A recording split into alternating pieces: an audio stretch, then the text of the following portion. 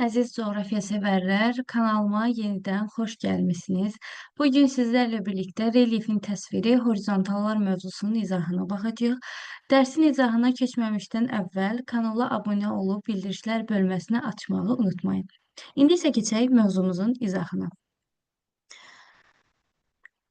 Relyefin təsviri. Relyefin təsvir etmək nəyə görə önəmlidir? Ümumiyyətlə bildiyimiz kimi yer səthi nahamarlıqlardan təşkil olunmuşdur. Buna görə də müxtəlif kartoqrafik təsvirlərdə relyef müxtəlif formalarda təsvir olunur. Ümumiyyətlə, sözügedən kartoqrafik təsvirlərdə ərazinin hündürlüyü, yəni ərazidə yerləşən dağın hündürlüyü, həmçinin də çökəkliyin dərinliyini bilmək tələb olunduğu üçün kartoqrafik təsvirlər mühüm əhəmiyyət daşıyır.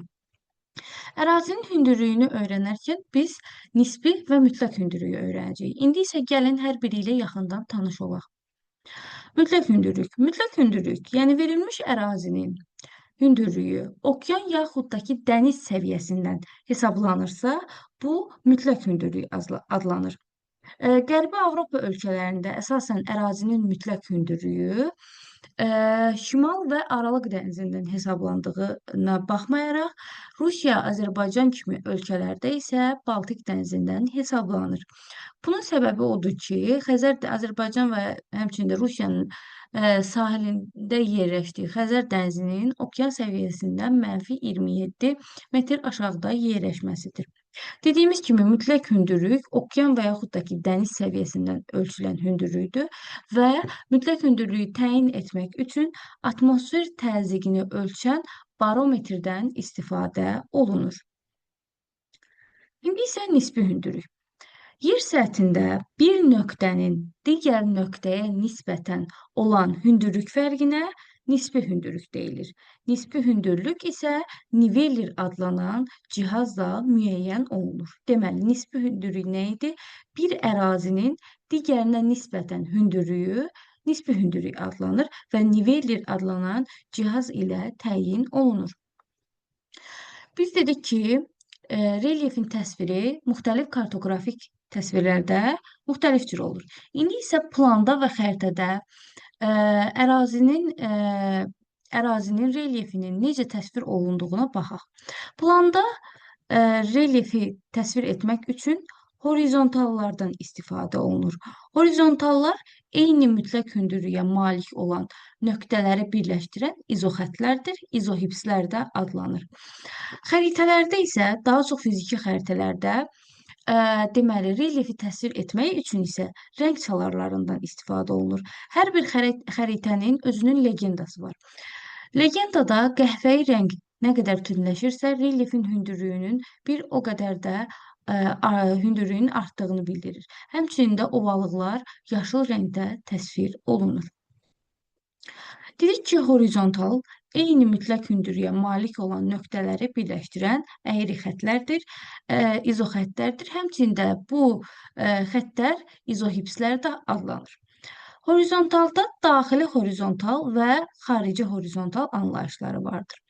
Dedik ki, bunlar qapalı əyri xətlərdir. Bu horizontallardan xarici horizontal dağın və yaxud da ki, dağın ətəyindəki və yaxud da ki, çökəkliyin ən xaricində yerləşən horizontal, daxili horizontal isə çökəkliyin dibinə və yaxud da ki, dağın zirvəsinə ən yaxın olan horizontaldır.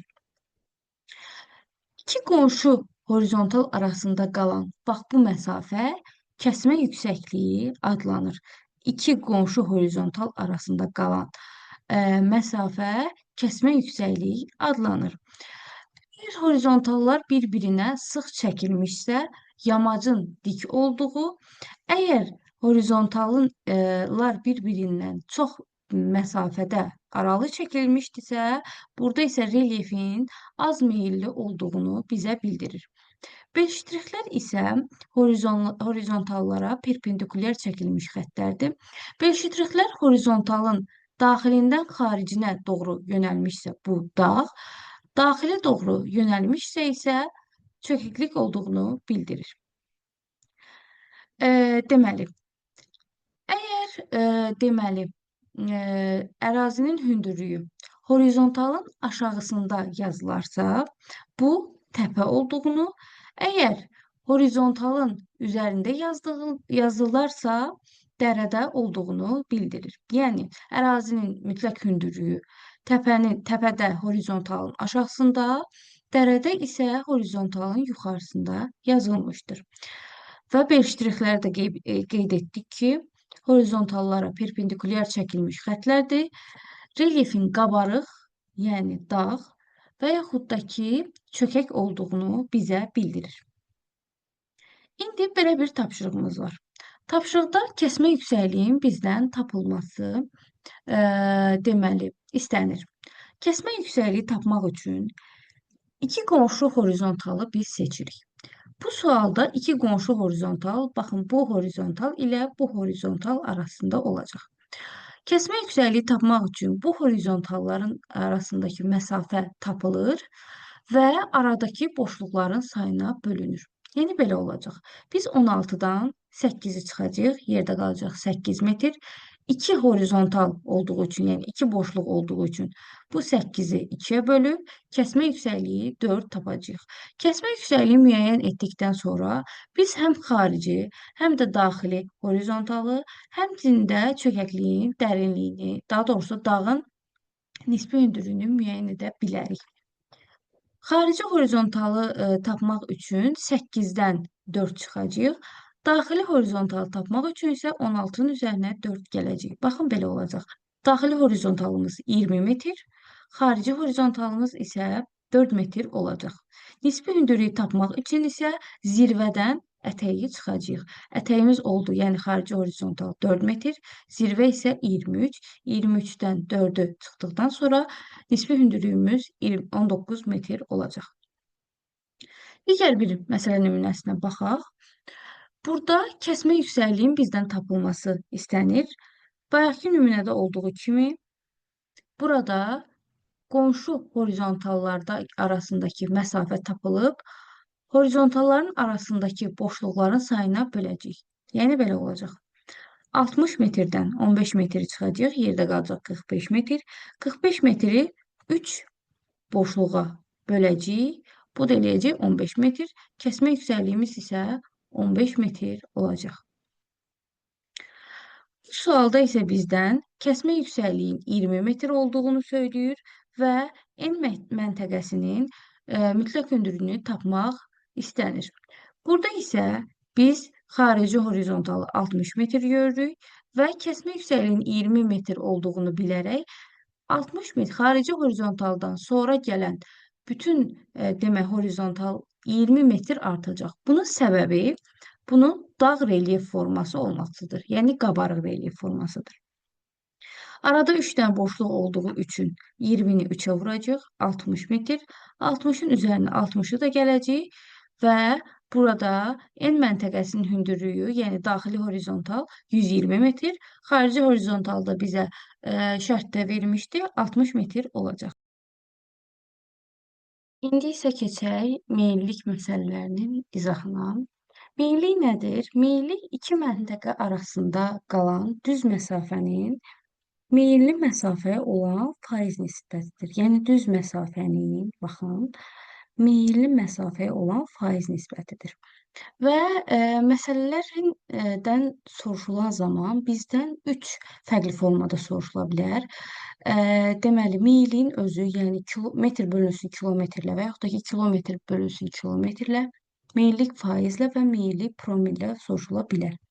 Meyilin tapılması üçün hündürlük fərqini məsafəyə bölmək lazımdır. Faizlə soruşulan zaman bu nisbəti 100-ə vuracağıq. Promillə soruşulan zaman isə bu hündürlük fərqi ilə məsafə nisbətini 1000-ə vuracağıq. İndi isə gəlin meyillik ilə bağlı bir neçə sualın izahına baxaq. Deməli, eyni yamacda yerləşən iki nöqtə arasındakı hündürlük fərqi 50 metr, bu iki nöqtə arasındakı məsafə isə 2500 metr olarsa, meyilliyi faizlə ifadə edin. Yada salmaq lazımdır ki, meyilliyi faizlə tapan zaman hündürlük fərqini məsafəyə bölüb 100-ə vurmaq lazım idi. Məsələmizin həllinə baxaq. Dedik ki, hündürlük fərqi. Bizə hündürlük fərqi 50 metr verilmişdi. 50 metri Böləcəyik onlar arasındakı məsafəyə, yəni 2500 metrə, 2500 metrə vuracağıq 100-ə. Bu sualı hesabladıqdan sonra görəcəyik ki, bizim cavabımız eləyəcək 2%. Keçək növbəti sualın izahına. Növbəti sualda isə bizdən belə bir sual soruşur. Deyir ki, miqyası 1/800.000 olan xəritədə A və B nöqtələr arasındakı məsafə 4 sm, meyillik isə 4%-dir. B nöqtəsinin hündürlüyü 200 metr olarsa, A nöqtəsinin hündürlüyünü tapın. İlk olaraq bizə B nöqtəsinin hündürlüyünü verib, bizdən A-nı tapmaq istəyir. İlk olaraq biz miqyasından, bizə miqyas verilib, xəritədəki məsafə verilib, bunlar arasındakı həqiqi məsafəni tapaq. İlk olaraq mən miqyası, deməli, ədədi miqyasdan izahlı miqyasa çevirirəm. Yəni, buradan 5 sıfır sildikdə mənim miqyasım olur 8 kilometr. Həqiqi xəritədəki məsafəmiz 4 santimetrdir. Buradan həqiqi məsafə bərabərdir. Bu ikisinin hasili olacaq. 4 vurulsun 8, yəni 32 kilometr. Meyilli düsturundan bizə deməli tanışdır ki, meyilli faizlə tapmaq üçün iki nöqtə arasındakı məsafəni, daha doğrusu iki nöqtə arasındakı hündürlük fərqini onlar arasındakı məsafəyə bölürük. İki nöqtə arasındakı hündürlük fərqindən B-ni bilirik. B 200 metrdir. A-nı isə bilmirik. A çıx 200 metr, yəni B-nin hündürlüyü bölünsün 32 kilometr. Bunu metrə çevirərək yazıram. 32 kilometr, yəni 32.000 metr vurulsun 100 bərabərdir bizə 4% olduğu verilib. Buradan A-nı tapmağa çalışırıq. Çarpaz şəkildə vursaq, belə olacaq. Bunun altında 1 var təbii ki. Çarpaz şəkildə vursaq, belə olacaq.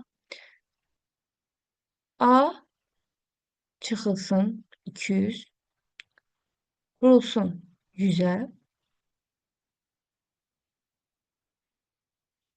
4 də vurulsun 32.000-ə.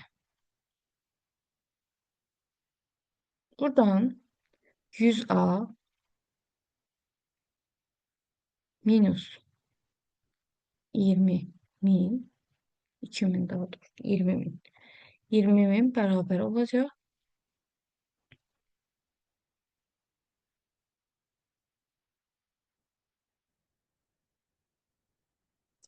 100A bərabərdir bu ikisinin cəminə. Yəni bu olacaq 0, 0, 0, 8, 4, 1. Bunu da 100-ə vursaq, A bərabərdir. Bunu 100-ə bölsək 2 0 gedər.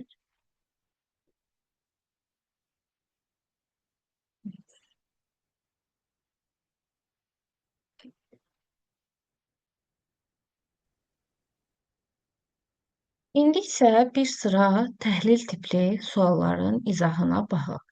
Bu suallarda bir neçə deməli horizontalla bağlı fikir bizdən soruşula bilər və doğru olmayanları bizdən soruşur. Sxemdə təsvir edilmiş relyef forması deməli dağdır. Bunu hardan bilirik? Təbii ki, görürük ki, B ştrixlər kənara doğru çəkilib. Yəni bu müsbət relyef formasıdır. Müsbət relyef formasıdır. Kəsmə yüksəyi tapmağımızın qaydasını öyrənmişdik sizinlə birlikdə. Burada tapmaq üçün 60-dan 20-ni çıxacağıq. Eləyəcək 40. 40-ı da böləcəyik bu iki boşluğun sayına. Kəsmə yüksəkliyimiz eləməlidir 20 metr. Amma burada isə yazıb 40 metr. Bu səhv fikirdir. Təpədir. Bəli, təpədir. Nəyə görə? B ştrixlər xaricə doğru çəkilib. Bu deməli doğrudur. Ən az meyillik cənub-qərbdədir. Yadda saxlamaq lazımdır ki, biz dedik ki, horizontallar bir-birinə nə qədər sıx çəkilibsə, yamaç bir o qədər dik, nə qədər aralı çəkilibsə, meyilli bir o qədər azdır. Bizdə deyir ki, cənub-qərbdədir. Burada horizontalların bir-birindən uzaq çəkildiyi hissə, biz bunu 4-ə bölsək, şimal, şimal, qərbə uyğun gəlir.